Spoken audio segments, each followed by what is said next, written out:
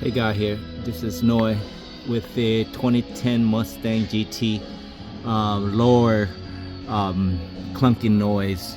So we replaced the lower control arm and the sway bar link and the strut. Noise is still coming back. You know, we're looking everywhere to find out where the problem is. As you can see, it was this bolt right here that goes into the motor to the block. Those are bad.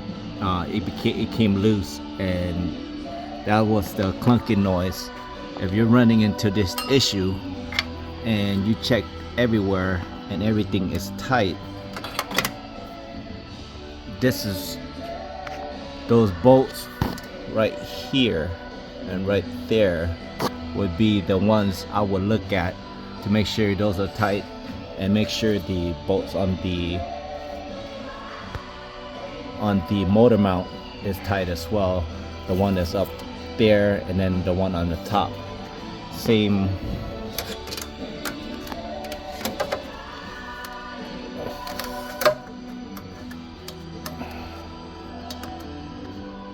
Sorry about that, guys. Same with that one. See that bolt up there and then the bolt on top. Make sure all those are tight, torqued down and everything. But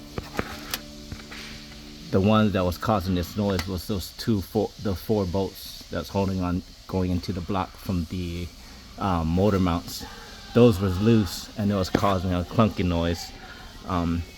We thought it was the sway bar, so we took the sway bar out, but it wasn't the sway bar,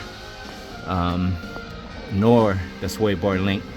So we replaced everything, and that was the problem here. So fix the clunking noise on these Mustangs. So you have the same issue, I would double check those bolts that goes to the block. All right, thank you for watching.